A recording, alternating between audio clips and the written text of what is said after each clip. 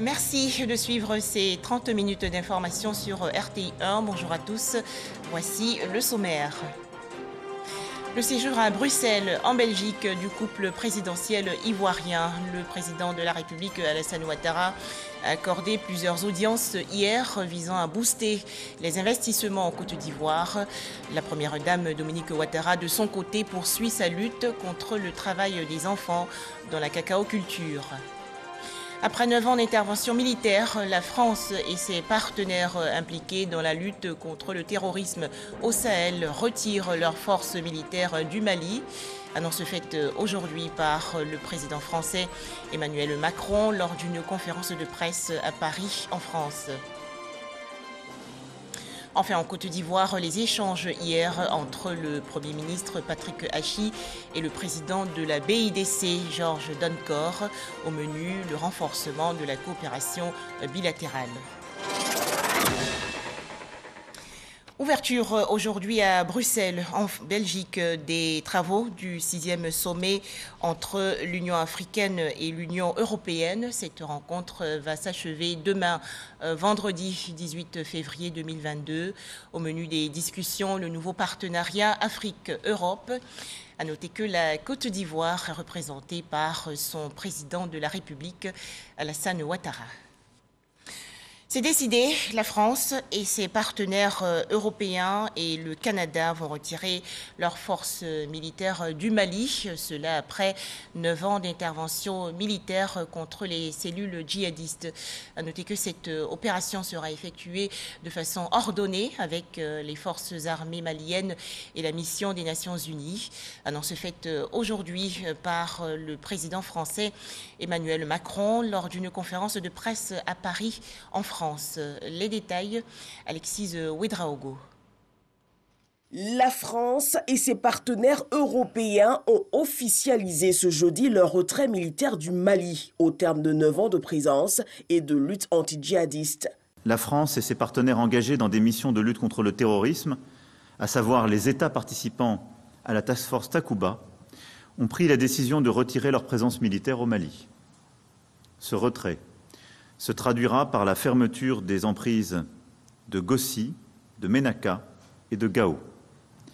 Il sera effectué de manière ordonnée avec les forces armées maliennes et avec la mission des Nations Unies au Mali. Durant cette période, nous maintiendrons nos missions de soutien au profit de la MINUSMA. Le Canada et les États européens opérant aux côtés de l'opération française Barkhane et au sein de la force Takuba estiment que les conditions ne sont plus réunies pour suivre efficacement la lutte engagée contre le terrorisme. Ils décident donc d'entamer le retrait coordonné du territoire de leurs moyens militaires respectifs dédiés aux opérations. Paris et ses partenaires souhaitent toutefois rester engagés dans la région pour étendre leur soutien aux pays voisins du Golfe de Guinée et de l'Afrique de l'Ouest. Les paramètres de cette réorganisation de la lutte anti-djihadiste seront arrêtés d'ici juin 2022. Depuis 2013, 53 soldats français ont été tués dans le Sahel, dont 48 au Mali. À Bruxelles, en Belgique, le président de la République de Côte d'Ivoire, qui est actuellement en visite de travail, a accordé une interview à 2 médias français. Alassane Ouattara s'est prononcé sur plusieurs sujets, notamment le départ des troupes françaises du Mali. La France a pris une décision par rapport à la situation au Mali, mais elle ne se retire pas du Sahel. Elle adapte son dispositif compte tenu de ses relations avec le Mali. Alors, la réadaptation de son dispositif, est-ce que cela pourrait aussi concerner la Côte d'Ivoire? Est-ce que vous pourriez accueillir plus de troupes, de matériel français? Oui, tout à fait. Nous avons toujours estimé que la sécurité est un préalable au développement. Je ne sais pas pourquoi les gens se font des complexes. L'Arabie saoudite a une base américaine, d'autres pays aussi. Et si notre sécurité exige que nous fassions appel à des partenaires, à des pays amis, nous le ferions. Donc, il y aura tout cela, c'est en discussion et on verra par la suite. Il y aura donc plus de soldats, voire de bases françaises en Côte d'Ivoire. Mais nos ministres vont en discuter avec notre armée et nous verrons. Mais nous sommes organisés. Vous savez, la sécurité dépend des troupes nationales. Nous avons maintenant une armée une gendarmerie bien formée, professionnelle, bien équipée, et dont on s'occupe bien. Et j'ai confiance en mon armée. Donc les militaires français ont encore un avenir en Afrique? Ce n'est pas un avenir des militaires français. Je dis qu'ils sont les bienvenus chez nous, comme les Américains, comme d'autres. La visite de travail à Bruxelles, en Belgique, du président de la République de Côte d'Ivoire. Alassane Ouattara a accordé plusieurs audiences. À noter des échanges avec Georges Rebellé-Chicoty, le secrétaire général de l'Organisation des États d'Afrique, des Caraïbes et du Pacifique, avec Philippe Van de Viver, un opérateur économique, et enfin Kristalina Georgieva, la directrice générale du Fonds monétaire international, le FMI. Les détails, Jérôme Kofi Abola. Son nom, Georges Rabello Pinto. Il est le secrétaire général de l'Organisation des États d'Afrique, des Caraïbes et du Pacifique. Georges Rabello Pinto a été reçu ce mercredi 16 février 2022 à Bruxelles par le président de la République, Alassane Ouattara, en marge du sommet Union européenne-Union africaine. Les sujets évoqués portent pour l'essentiel sur les questions économiques et sécuritaires dans la sous-région ouest africaine. On a échangé sur les questions économiques d'une manière générale et puis celle de la Côte d'Ivoire. Et je crois que ça nous a fait énormément plaisir, honneur d'entendre un peu son Excellence, Monsieur le Président, sur les perspectives de paix dans la région. Et je crois que la volonté qu'il a pour que la région puisse évoluer pour le mieux, je crois que c'est cela qui nous anime également. Donc ça a été une rencontre très importante, ça nous encourage aussi ici pour notre travail, pour l'avenir. Je crois que ça a été très bien. À l'instar du secrétaire général de l'Organisation des États d'Afrique, des Caraïbes et du Pacifique, le président Alassane Ouattara a aussi échangé avec le président directeur général de Sea Invest. Les investissements ainsi que les projets de Sea Invest en Côte d'Ivoire ont été au centre de l'entretien. De tous nos projets que nous avons réalisés, mais aussi des projets en cours. Donc nous avons fait beaucoup d'investissements. Nous sommes entre autres actifs au terminal vraquier d'Abidjan, où beaucoup d'investissements ont été réalisés et des nouveaux qui sont en cours. Nous avons investi jusqu'à ce jour environ 300 millions d'euros. Donc nous sommes en pleine activité et je crois que le président est satisfait de nos déploiements, de nos investissements. Opérateur international de terminaux, Sea Invest a plusieurs cordes à son arc, à savoir le vrac sec, les fruits et denrées alimentaires, ainsi que les marchandises conventionnelles, pour ne citer que ces éléments. Agenda très chargé à Bruxelles, en Belgique, pour le président de la République de Côte d'Ivoire. Alassane Ouattara a également pris part hier à un déjeuner débat avec les membres de la Chambre de commerce belgo-luxembourgeoise pour les États d'Afrique, des Caraïbes et du Pacifique. Le chef de l'État ivoirien les a invités à venir investir en toute sécurité, bien sûr, en Côte d'Ivoire. Retrouvons Jérôme Kofi Abola. Les opérateurs économiques de la Belgique et du Luxembourg pour la revitalisation des relations économiques, culturelles et sociales avec la Côte d'Ivoire. Volonté exprimée à l'occasion d'un déjeuner-débat auquel le président de la République, Alassane Ouattara, a pris part ce mercredi à Bruxelles. Déjeuner-débat organisé par la Chambre de commerce belgo-luxembourgeoise. Pour le président de cette chambre, la Côte d'Ivoire, la Belgique et le Luxembourg doivent tout mettre en œuvre pour un partenariat gagnant-gagnant. De très nombreuses sociétés belges sont actives dans votre pays et la tendance est à l'augmentation. La Belgique est bien présente dans les secteurs portuaires, construction, chocolatier, hydraulique, infrastructure, agroalimentaire, aérien, logistique, services et plein d'autres. Il en va de même pour le Luxembourg, qui vient d'inaugurer son consulat honoraire à Abidjan. Nos deux pays sont d'ailleurs unis dans le cadre de la Chambre de commerce CBLACP, que je remercie pour la belle initiative d'aujourd'hui et pour son engagement en faveur des échanges belgo-ivoiriens. Le président Alassane Ouattara, à ce rendez-vous, a encouragé les entreprises belges et luxembourgeoises à s'investir directement dans des secteurs d'activité prioritaires de l'économie ivoirienne. Mon pays offre de nombreuses opportunités d'investissement en raison de nombreux avantages qu'offre le Code des investissements adopté en 2018 et des réformes mises en œuvre en vue du renforcement du cadre institutionnel et réglementaire relatif aux activités des PME, de l'environnement des affaires, avec la création de juridictions de commerce spécialisées.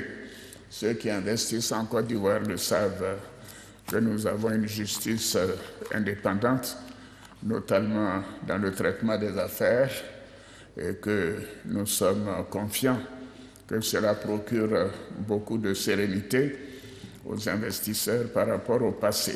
À noter que ce déjeuner-débat s'est tenu 24 heures avant l'ouverture du sommet Union européenne-Union africaine, prévu les 17 et 18 février 2022 dans la capitale belge.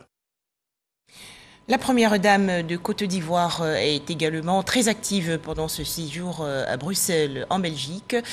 Dominique Ouattara a eu des entretiens hier avec la reine Mathilde de Belgique. Les deux personnalités ont parlé de la protection et des droits de l'enfant. Les explications de Mahama Traoré. Seulement 24 heures après le président Alassane Ouattara, c'est la première dame Dominique Ouattara qui est l'hôte de marque du Palais Royal de Bruxelles. Elle répond à l'invitation de la reine Mathilde de Belgique, une rencontre cordiale, immortalisée par une photo officielle, séquence après laquelle les deux personnalités se retirent pour un entretien sur des questions d'intérêt commun, dont la substance sera livrée à l'issue de l'entretien par la première dame Dominique Ouattara. On a eu un entretien extrêmement agréable. La reine Mathilde, que j'avais déjà rencontrée l'année dernière, nous avons eu beaucoup de plaisir à nous revoir. Nous avons parlé de nos points d'intérêt, nos centres d'intérêt respectifs, et nous avons vu que nous avons beaucoup de points communs, à savoir la protection des enfants, le droit des enfants. Nous avons également parlé beaucoup de l'hôpital, mère-enfant de Bingerville, et également nous avons parlé de la lutte contre le travail des enfants. Dans le prolongement de cette rencontre, l'agenda de la première dame Dominique Ouattara prévoit une visite de l'hôpital de la Reine Fabiola, un hôpital universitaire destiné à la médecine des enfants.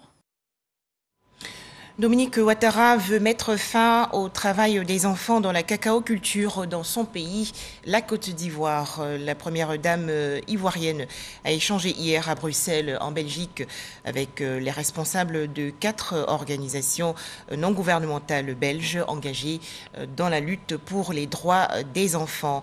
Pour en parler, Mahama Traoré.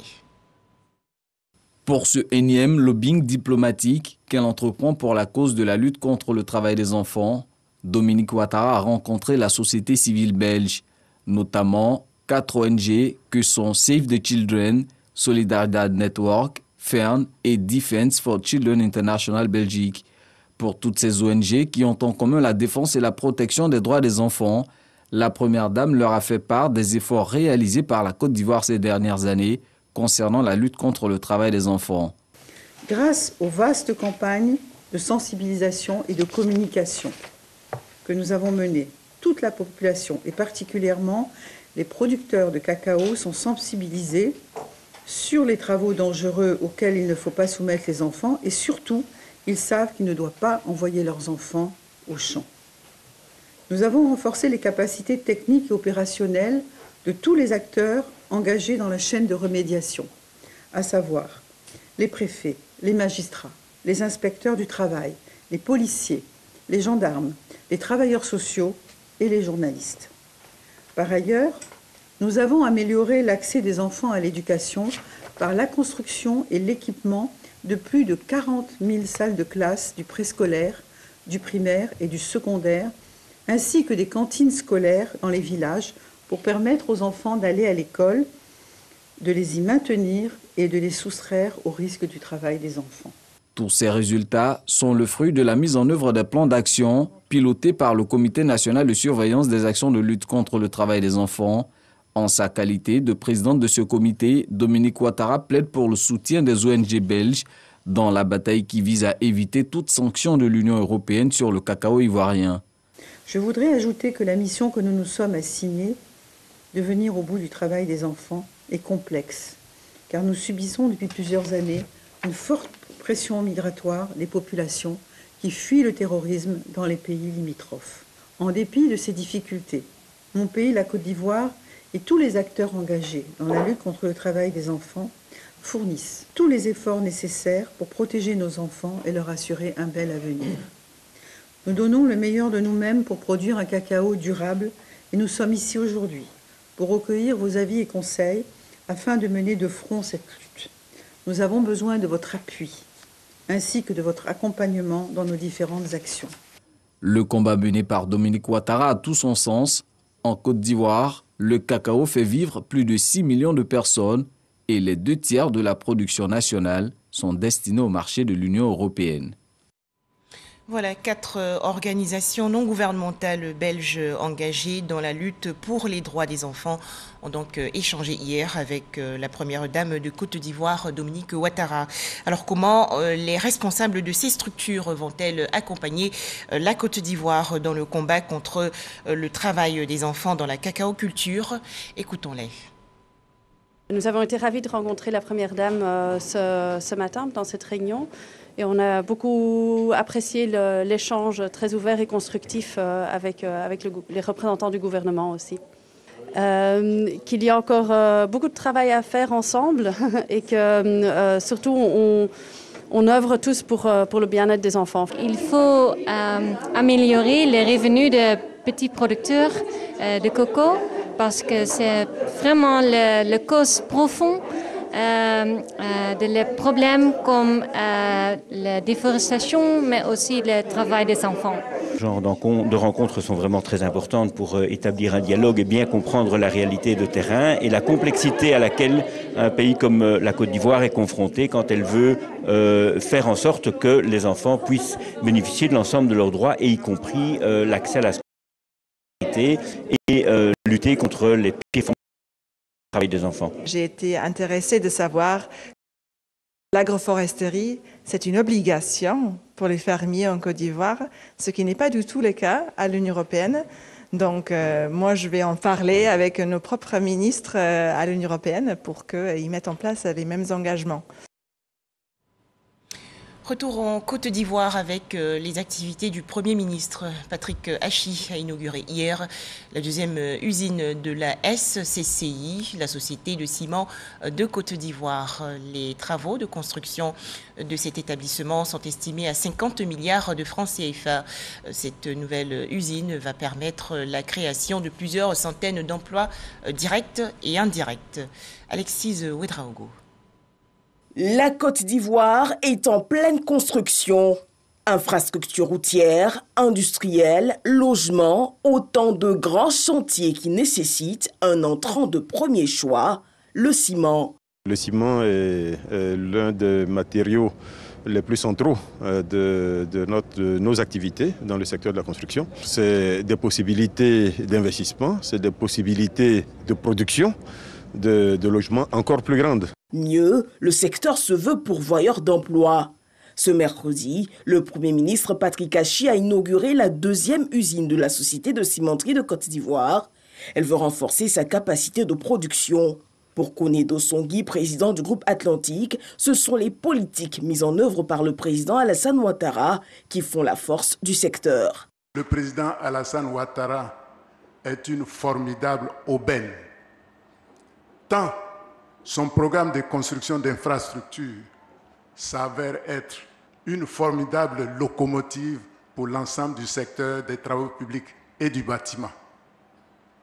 Monsieur le Président, merci d'être ce président visionnaire dont les actes permettent à notre secteur de connaître l'élan qu'il vit depuis quelque temps.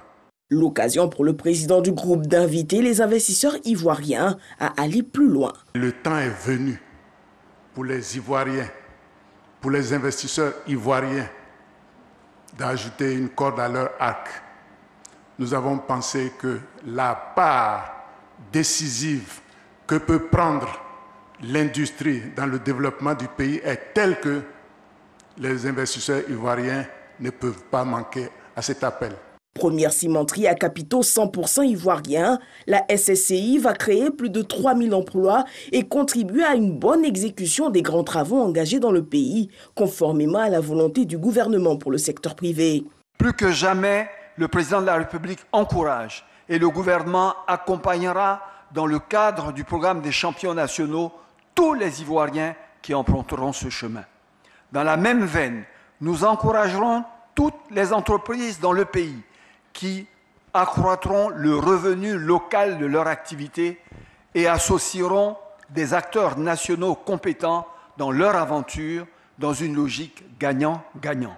Patrick Achi n'a pas manqué de rendre hommage à l'ancien ministre Koné Dosongui. Vous inspirez non seulement les hommes, les jeunes, ceux du secteur privé, mais je voudrais surtout que vous puissiez nous inspirer, nous, acteurs politiques, pour dire qu'après la vie politique, il y a une vie possible, et certainement meilleure. Du haut de sa tribune, le Premier ministre lance un appel à l'audace du secteur privé ivoirien. C'est une décennie d'aventures économiques et industrielles extraordinaires qui s'ouvrent en face de nous.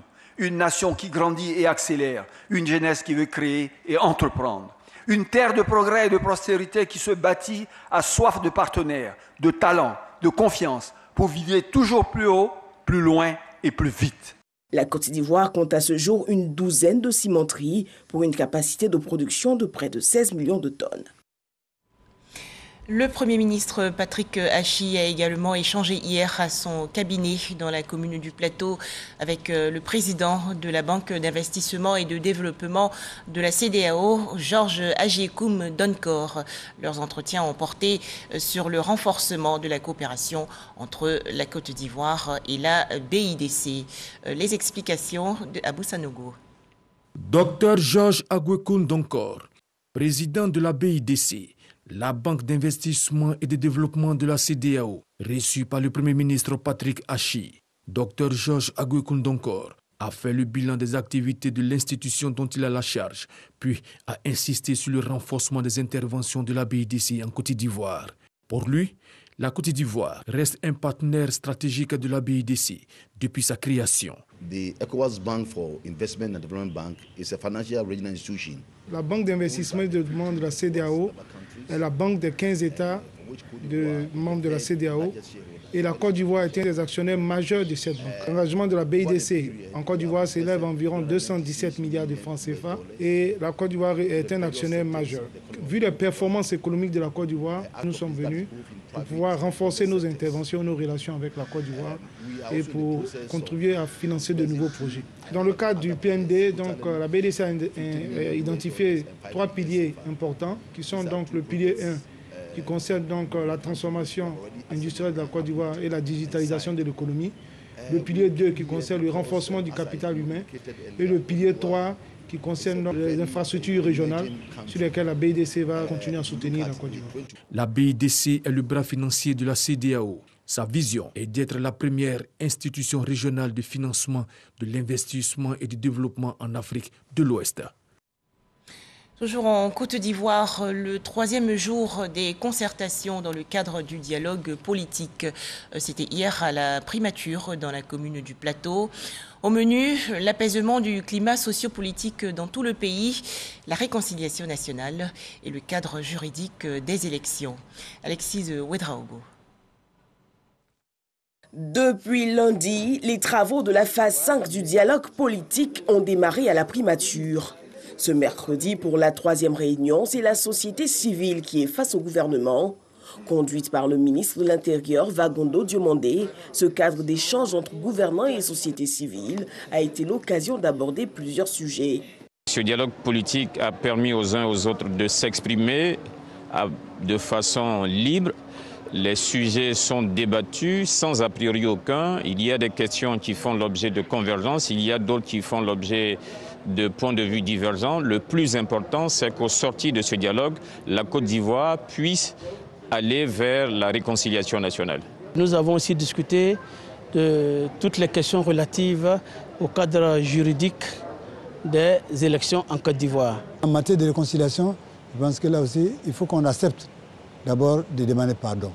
Que tous ceux qui ont commis des choses demandent pardon Et à partir de ce pardon, je pense qu'on pourra élaguer tout et puis on va repartir sur de nouvelles bases.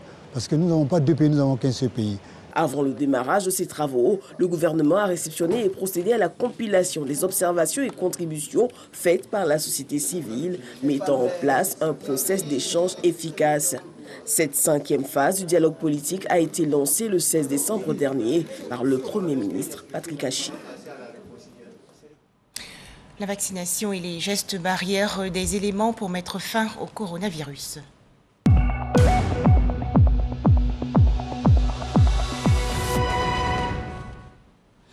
« 16 nouveaux cas de coronavirus enregistrés hier en Côte d'Ivoire, des chiffres publiés par le ministère de la Santé, de l'Hygiène publique et de la couverture maladie universelle.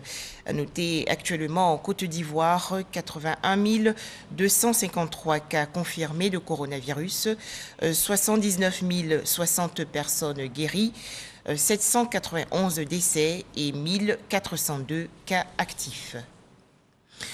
Dans l'actualité nationale également, cette campagne récemment pour encourager les femmes vivant avec un handicap à être autonomes, donc à se prendre en charge financièrement. C'est une initiative de l'Union nationale des femmes handicapées de Côte d'Ivoire, soutenue par ONU Femmes.